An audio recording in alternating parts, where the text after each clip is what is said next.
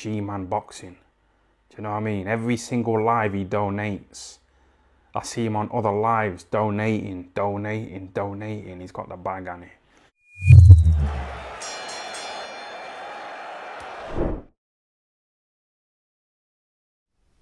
Alright, people. Review of the week time. I mean, loads to talk about, loads to discuss. But before I probably get into the week's news and kind of dissect everything that's happened over the last few days, we got to talk about the fights that happened over the weekend. Now, I didn't see every fight that happened because there was loads of them. Alright, there was Top Rank cards, the Zone cards, Probellum cards, and there was obviously the Sky card. Oh, and there was the BT card. It was just a jam-packed weekend of boxing, which I've no complaints about. I mean, there was a lot of good fights on, and trying to catch up on all of that, it takes a lot of time. But we'll start with Friday. We'll start with the cards that happened on Friday. So obviously, top of the Probellum bill, which was on Fight TV. Probellum. Just before I talk about the card in itself, it's crazy to think. It was about this time last year. Was this time last year? It was in around about this time last year where we started. I don't think Probellum were putting shows on necessarily. Or maybe they were. But it was definitely kind of when Probellum started, coming onto the scene. And I think we all kind of knew who was at the helm of Probella, if you know what I mean. Or Probellum, if you know what I mean, without really being the head of Probellum. And obviously when that promotional company ceased to exist, Probellum went kind of bum like that. They got the Eurosport deal, which I thought was great at the time. But that went, pretty quick. So now they've been putting shows on pretty much anywhere. I think they put a few on their own website, a few on YouTube, and now on Fight TV. This was free on Fight TV, so it was handy. You just sign up for it. You don't pay for anything, and you get to watch it. So I watched it on there. I only seen a couple of fights now. I seen the Jack Battens versus Shabazz Massoud. If I'm butchering that name, sorry. Really impressed though with Massoud. He looked really, really good in there, and he stopped Jack Battens in the 12th round. Ben Davison, trained fighter as well, is Massoud. He looks to be a bit of a problem. Not the biggest puncher in the world, although saying that, looking at this fight, you'd never been able to tell. And he is starting to sit down on his shots a bit more. He's getting a few more stoppages lately.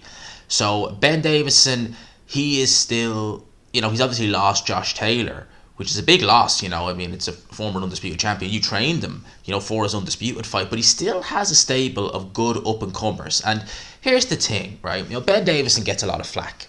At the end of the day, right, people like Lee Wood, people like Lee McGregor, if he's still with Ben Davison, because I don't know what his situation is, and people like Massoud here. These are the types of fighters who will tell us a lot more about how Ben Davison is as a trainer. Now, personally, I think Ben Davison's a good trainer. I do. And the fact that he's been able to bring Lee Wood, I think he was trained by Dave Coldwell originally. Lee Wood got to about there. That was his level. He got beat by Jazzy Dickens a couple of years ago. I think Ben Davison's brought him up a level. And I know Lee McGregor looked fairly terrible in his last fight. He really did. But I've seen improvements with him working with Ben Davison prior to that. So hopefully Lee McGregor is still there. And Massoud is looking to be a very, very decent prospect. So a lot of good work happening in that stable. Obviously, top of the bill was Sonny Edwards. He fought Felix Alvarado. Now, I've done a review of this fight. I was very impressed with Sonny Edwards in the first 6 rounds. He boxed tremendously. He really did. It was absolutely tremendous boxing from Sonny Edwards. I was very impressed with him. And I was thinking to myself, even into the 6th round, I was like, he might get a stoppage in here. He might be able to just force the stoppage here on Felix Alvarado. But Alvarado, to his credit, did very well in the 7th and really stole a march on Sonny Edwards over the next few rounds. Now, I still felt it was kind of an 8-4, kind of 9-3 type of fight, but a lot of people were saying, they felt it was actually a legit... Now, no one was disputing the result. Everyone I saw was in agreement that Sonny Edwards won. But a lot of people felt, Alvarado didn't just win rounds. He won more than his fair share in there. So it was a very good fight for Sonny Edwards. And, Alvarado, he's no slouch. He's only been beaten twice. He's a former champion at 108 pounds. So Edwards, he's starting to build a nice little resume for himself. And, I think was it Paul Smith said on commentary that if Sonny Edwards was 135 pounds rather than 112 pounds, he would be a much bigger star. And it's a shame, but it's true. You know, I think that the fly pretty much kind of, I want to say probably super bantamweight down, you know, maybe even featherweight down, because featherweight is kind of when you start kind of hearing about these guys. I was gonna say down from that, they don't get as much praise, which is a shame, because like from 105 all the way up to, you know, even the 118, you know, it's just packed with talent. You know, every division there is tremendous fighters there. You know, Ken Shearer, Sonny Edwards, Ray Martinez, Nakatani, you know, Kazuto Ioka, just Bam Rodriguez, just to name a few. These are tremendous, talented fighters, Sonny Edwards.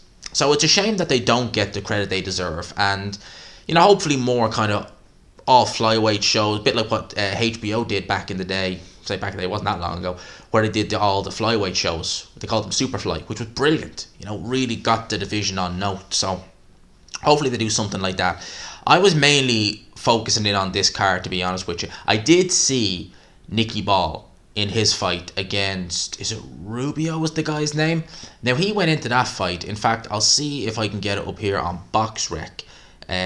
Nick Ball. I'll just, because I know that guy I think came in on reasonably short notice, but he had a decent record.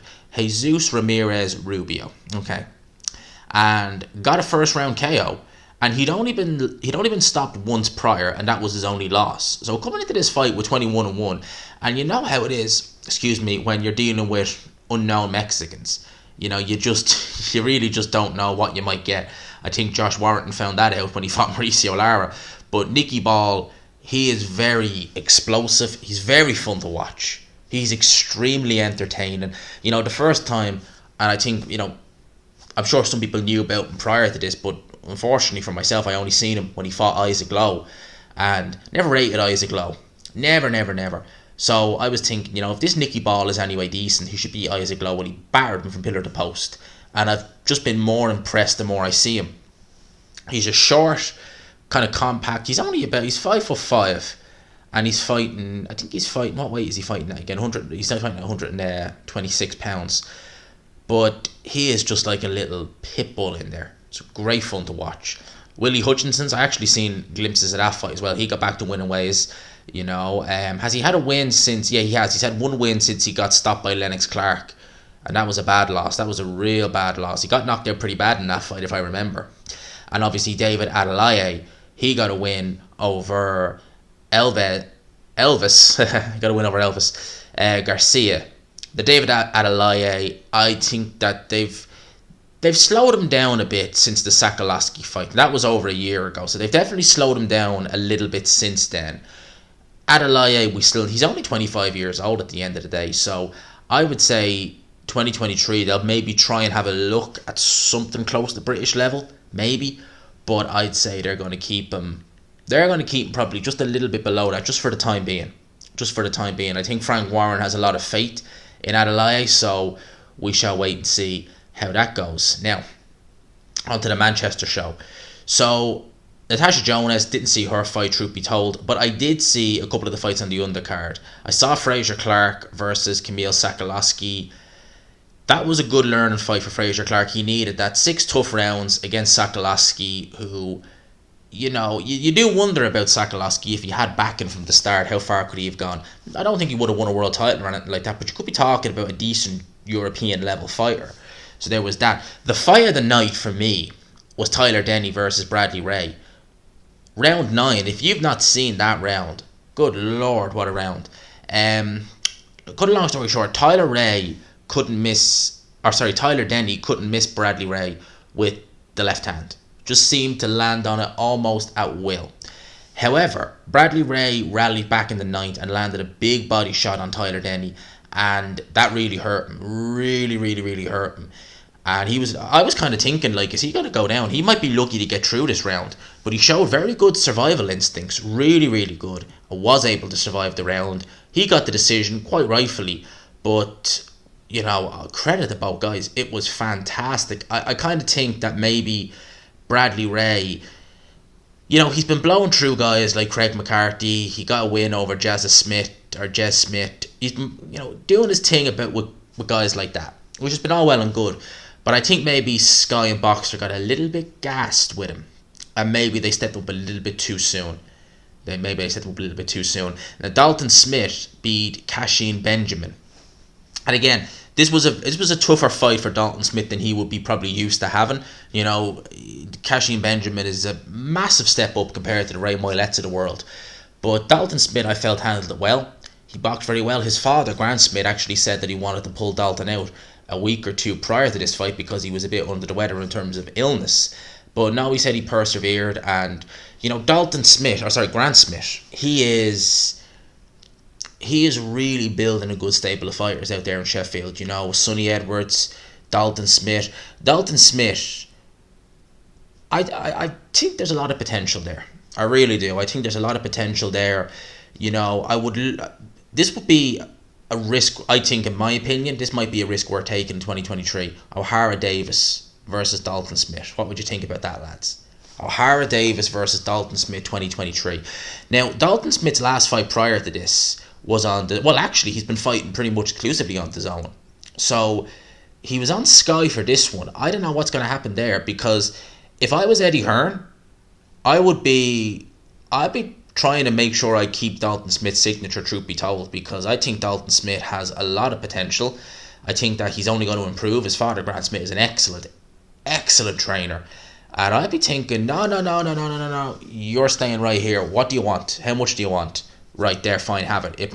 I know that might not be feasible for Eddie Hearn now at this stage, because obviously DAZN hemorrhaging money, and maybe it's not feasible to offer someone a massive, extra amount of money when he's not going to bring it in. But I think Dalton Smith has a lot of potential there. He really, truly does. In terms of the exhibition between Barrera and Ricky Hatton, I didn't watch it. So if anyone's going to say, gee, what you think of that? I just really didn't have any interest in watching it, truth be told. I'm not against exhibitions per se, but I just didn't really have any interest in watching it, truth be told. I seen the Montana Love fight over on DAZN. I watched that there this morning actually. I forget the guy's name, Steven Spark, is that the guy's name? Had Montana Love down in the second, and a bizarre end, I think it was the 6th round, where Montana Love just seems to, it was weird, like it's like he rugby tackled him and then hoisted him over the ropes. And credit to the opponent, he stuck that landing like a boss. Like a lot of times you see guys fall over and, hit their head or land awkwardly on their ankle. Nah, man, he landed that like a boss. Fair play. He gets a 10 out of 10 on the dismount for that, 100%. But ended in a DQ. The referee DQ'd Montana Love for that move. Don't know what's going to happen long term with that fight. Will the DQ stand? Because, I only seen glimpses of the fight, so I wasn't sure if Montana Love, I only watched the highlights, if Montana Love had prior warnings, maybe not for that, but maybe was fighting a bit dirty. So we'll wait and see. In terms of Bentley versus Janibek, I did see that fight, and yeah, Denzel Bentley surprised the hell out of me. He impressed me, he really did. Even though he lost, I did not expect him to go the distance. I really didn't think he'd last the distance, truth be told. I actually thought that Denzel Bentley was making good progress in his rehabilitation. What I mean from that is coming off the loss to Felix Cash. Because his first fight back after that, I thought he looked a little bit jittery. There was maybe a few little ghosts of the Felix Cash fight in there.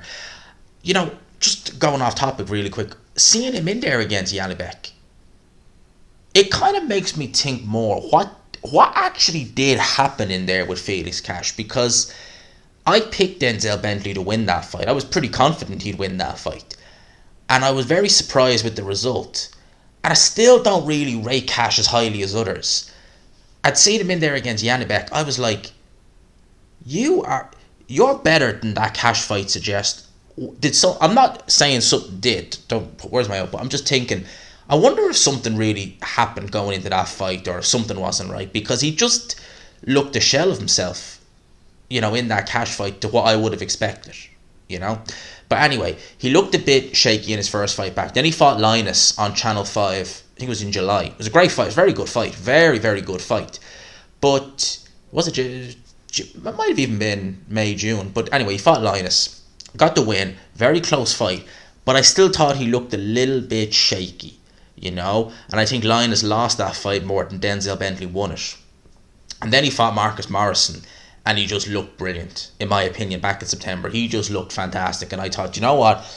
On the right path, another 2 fights, maybe step up the level a bit. You know, you're gonna be back there. So when they announced this fight, I was thinking it could knock him back 2 or 3 steps. It in my opinion, it didn't. It won't. I think that he's only going to take confidence from this fight. I thought he looked very good in the mid rounds. Janibek looked poor.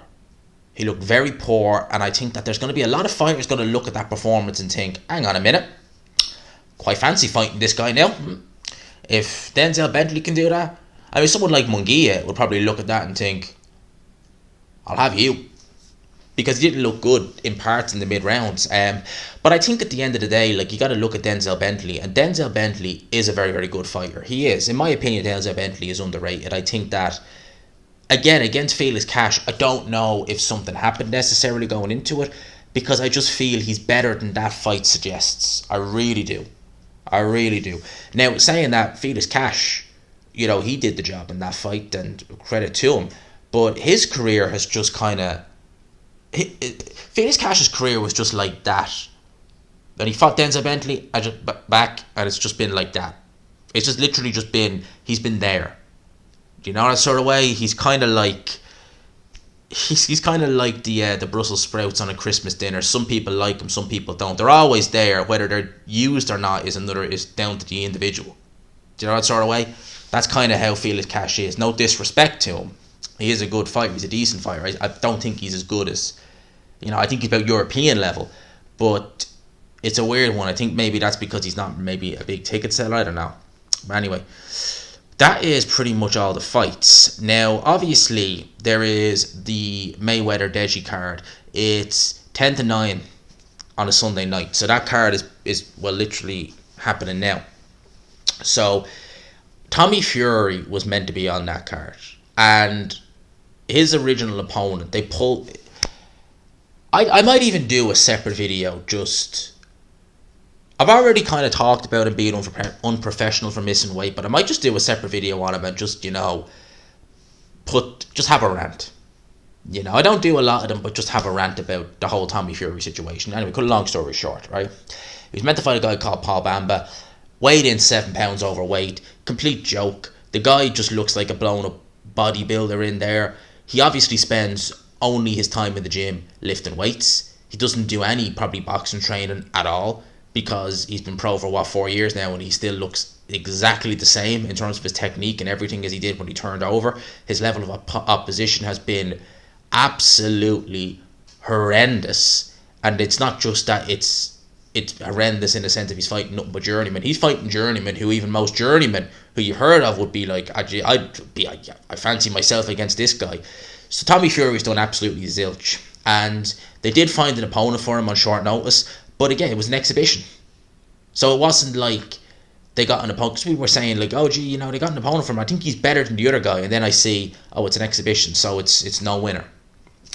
This whole Tommy Fury situation, again, I have 2 separate videos planned. One on the Conor Benn situation and one on Tommy Fury. I'll probably get that one done tomorrow. Because it's just crazy.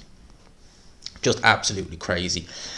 In other news, and I'll get to Eddie Hearn Usyk now in a bit, but the WBC and Mauricio Sulaiman, their president, he really is a piece of work, isn't he?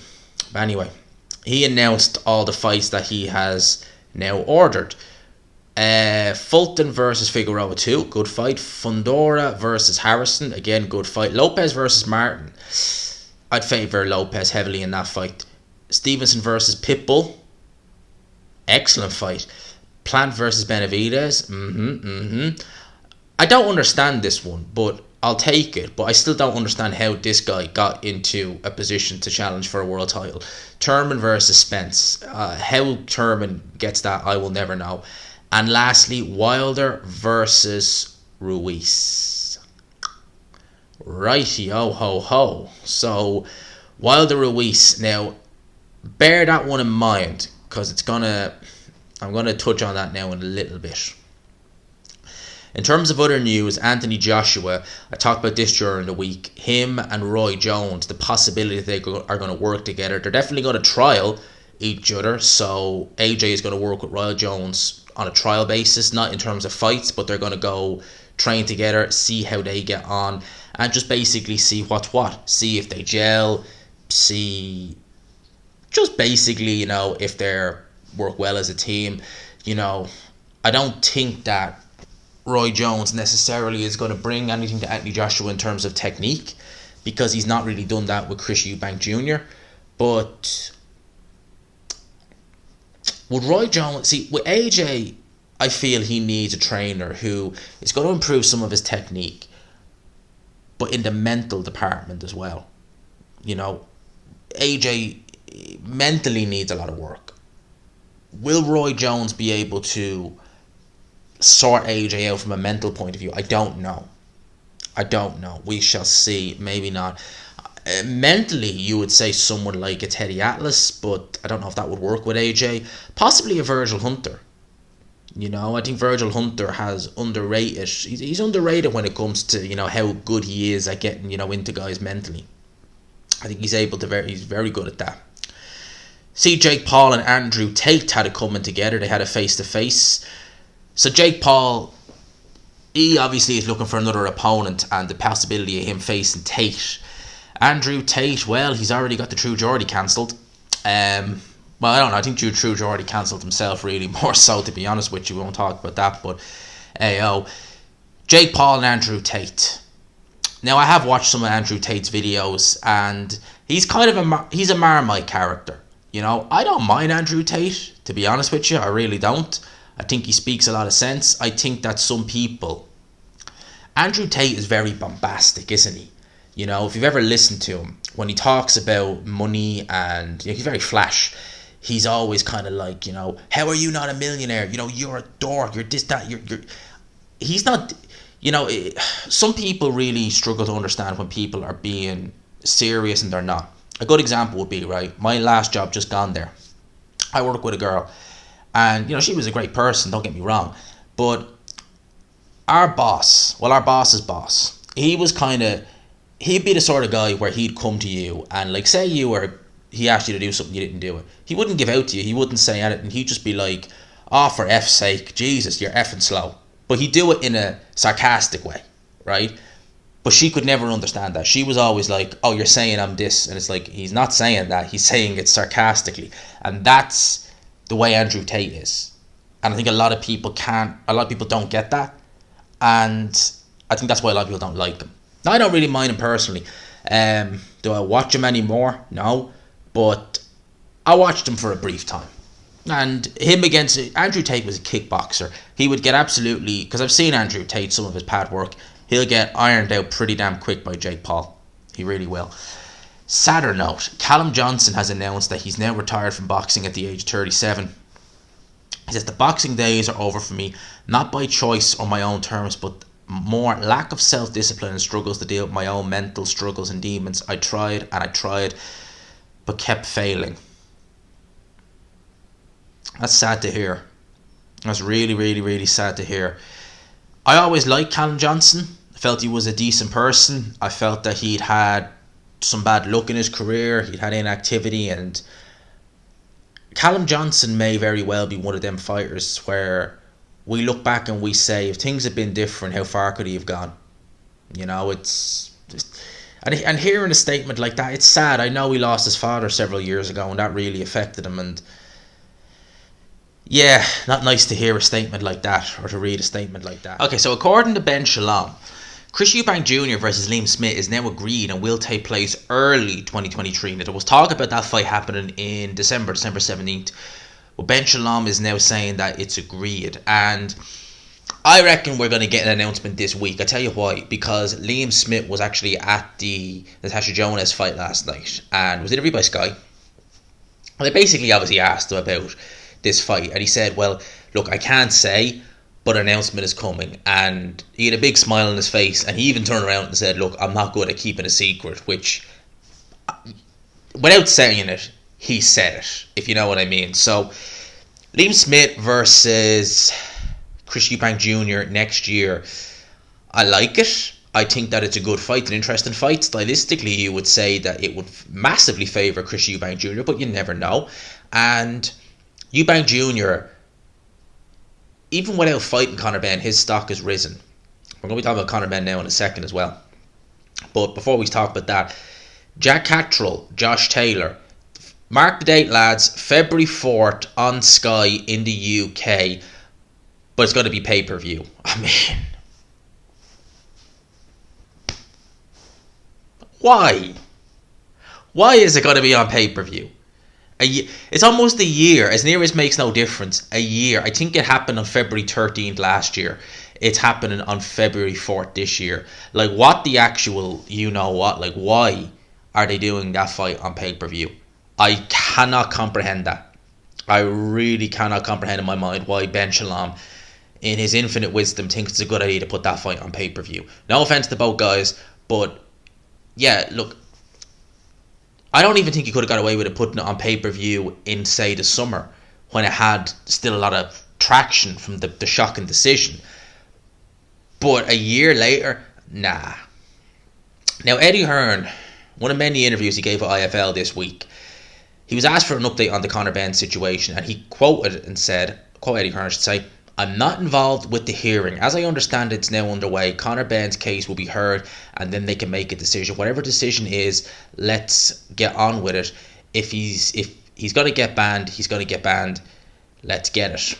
He also was asked when he reckons we'll see Ben out again next, and he said the summer. So I think Eddie Hearn is kind of, look, at the end of the day, this Conor Benn situation, it's just been handled so bad. I have a thumbnail ready and I'm going to get this video out this week, I promise. Just the whole kind of synopsis of this whole situation. But, you know, from the outside looking in, right, the saying is, you're innocent until proven guilty. Well, in this situation, you're guilty until proven innocent because he has failed 2 VADA tests. So there's no ifs or buts. There's no rumours. Did he fail it? Did he? And it's just accusation. No, he's failed them. But what we're looking to see, does he have a reason why he's failed them? And Conor Benn can take Malcolm X out of context because he happened to breeze when he put that quote up, what the actual quote was in reference to. Because Conor Benn, look, I could say that he's not the sharpest tool in the box. We all know that. In terms of it, and he's not even remotely come out and really tried to exonerate himself. He's just said, like, you'll all be, owe me an apology. It's like, well, why will we owe you an apology, mate? Explain to me how you failed these tests. Explain to me a reason why you would have failed them, and we can catch up. There's none of that. Eddie Hearn mentioned the B sample. Well, test the B sample then. Why haven't you? Like, if you know definitively that was contaminated, if you know that the B sample will exonerate him, get that tested. Nope. No go. So look, at the end of the day, from the outside looking in, it looks like Conor Benn's guilty. And nothing has come to my eyes, or my light I should say, that shows me otherwise. So, make it out what you will. We'll talk about it more in depth in another video. Better news, Andy Cruz, yes lads, now confirmed that the Olympic gold medalist, 3-time world champion gold medalist, he's successfully left Cuba and is waiting for the necessary documents to get into the US so that he may turn professional. I am absolutely delighted to hear that. I really, really am. Because I think Andy Cruz is going to be fantastic in the pros. If you've never seen him in the amateurs, he is something else. Now, Tyson Fury versus Oleksandr Usyk. Here's the issue, right? The IBF have now ordered Usyk to defend against Filip Hrgovic. And Eddie Hearn confirmed on an IFL interview that they've requested an immediate purse bid, which previously has forced the IBF champs to fight or vacate. Hearn said immediate purse bids means you cannot get an exemption only if Hrgovic is willing to give an exemption, which he's not, right? He says he's already spoken to the people involved and they're quite upset, but it's nothing to do with me. We represent Hrgovic. Now, I said in my video today, which will be yesterday by the time this goes out, that this is purely, not necessarily just to block Undisputed, it's to get Anthony Joshua a title in the long run. That's the plan, to keep it all in-house. And, you know, Eddie Hearn can say whatever he likes saying to the IBF. Of course there was some lobbying. Had to have been. You know? And I seen Clemus actually make a tweet where he said, hang on a minute, we were in a similar situation with the WBO when you wanted to make Fury Joshua. And correctly, because remember this was talked about, he said we were willing to take a step to the side, put our title on the line, our interim title, well it wasn't interim, I think it was the mandatory position, against Joe Joyce. They're willing to do that to let Undisputed happen. But because obviously Eddie Hearn has an ego the size of God knows what, the state of Texas, and obviously has invested in Anthony Joshua and obviously wants to try and get Anthony Joshua into a title picture, which is in-house, of course they're not going to do it. I don't think, which is why I think Usyk should just fight Hrgovic and have the Fury fight in the summer or in autumn next year. If it's really going to be this situation, just fight him. I want to see Undisputed. I don't want to see Fury versus Usyk. I'd like to see it, yeah, but I want Undisputed. That's my preference. And the reason why I bring up Anthony Joshua is if Usyk vacates his title, right, then it will be ordered for Filip to fight Andy Ruiz. But Ruiz is already ordered to fight Deontay Wilder. That's PBC. That's all in-house. If Ruiz doesn't take it, who does Hrgovic fight for the interim title? Anthony Joshua. Or for the full title, Anthony Joshua, for the vacant one. I mean, you know what? You can't make this you-know-what up. It just seems like they are willing. And, that's not good for Anthony Joshua if he's... I think Joshua needs to be rehabbed. If he goes, right, and let's just say hypothetically, he does fight Hrgovic, that's a tough fight in of itself. Let's say he gets through it. Well, he's back in the world title frame. What, is he going to fight Usyk a third time if he beats Fury? Is he going to fight... at the end of the day, it's almost like they're doing anything they can to get Joshua back into the world title frame and not let him grow as a fighter. Because if Joshua has a year, 18 months where he's just, gradually stepping to work with different guys, that'd be all well and good. But if he somehow ends up in a fight for a vacant title and he picks it up in a tough fight, well then you never know. He might have to fight Usyk again for a third time, which I definitely don't think he'd win. And again against Fury, which I don't think he'd win. It just baffles me. It just baffles me. It's just absolutely crazy. I will leave it on this note. Obviously, I find this funny. Obviously, Tommy Fury had an exhibition over on the Mayweather Deji card, and of course, John Fury Jake Paul was there. John Fury was there. Jake Paul said a few things which upset John Fury, and John Fury took his shirt off and went and tried to go for Jake Paul. Now, Jake Paul can laugh all he wants and say, it's a bit of fun again. Yeah, John Fury's not messing, mate. John Fury ain't messing. He really is a loose cannon. And yeah, he definitely was. He definitely don't be messing when he's taking his shirt off looking to go for you. So Jake Paul is there, Tommy Fury is there. Will they do that fight next? Well, Tommy Fury is banned from the US for the foreseeable future, obviously with the El Chapahan situation, as is Tyson. So if they do fight, it's happening this side of the pond. Will Jake Paul do it? To be honest with you, I've said it once, I'll say it again, I see Jake Paul beating the crap out of Tommy Fury. I think Tommy Fury is garbage. So we'll wait and see. But the press conference will be funny. I mean, John Fury, he don't play around. He really don't play around. So I think we're good. I think that's pretty much the news in a nutshell for the week. Let me know your thoughts in the comment section below. I hope you enjoyed the video, people. I think I've covered pretty much everything. It's been a fairly action-packed couple of days. It really has. In terms of boxing news, there just seems to be news coming every other day. So let me know your thoughts in the comments below. I hope you enjoyed the video, people. Smash the like button if you could. Hit subscribe if you haven't already. Of course, as always, people, smash the like button on the way. I think I already said that, but we're in for another week. I always like leaving these with a little bit of an epilogue to get into the week. And, we're coming into probably my favourite time of the year. I love this time of year. Well, I hate this time of the year in the sense of I hate the evenings being dark. I like bright evenings, but I love Christmas. So we're coming into that kind of time. And I hope everyone's keeping well, Definitely we're in a better place now than we were last year in terms of, well, in Ireland we are anyway, in terms of certain things. But I hope everyone's enjoying it. Everyone's keeping well, and we're doing well on here. We're getting closer and closer by the day to 10k. We've got a few new things happening outside of YouTube, a few good things happening, and I think that we all go through a bit of what, but it's always worth something in the end, because obviously September, October wasn't that bad, but September for me was one of the worst months I've ever had, ever. It was a just horrendous month. It was just absolutely goddamn horrendous. And I think that sometimes you have to go through those absolutely crap periods to, one, kind of motivate you to get out of it, and second, to really see the bigger picture. And I think right now it's kind of starting to see that bigger picture. And I was in a situation where I was practicing what I was preaching.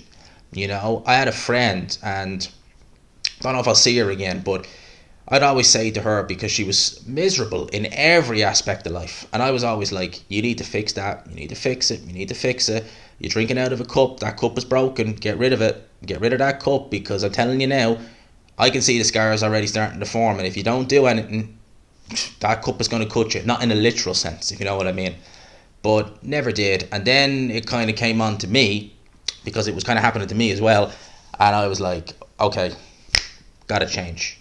Because I could see it, I was doing less on here, it was affecting me, and now I think we've kind of got past the worst of that, and we're in a much, much better place now. And I hope if anyone else is listening and they're in a similar situation, my advice would be, the world never stops turning, sometimes you gotta turn with it.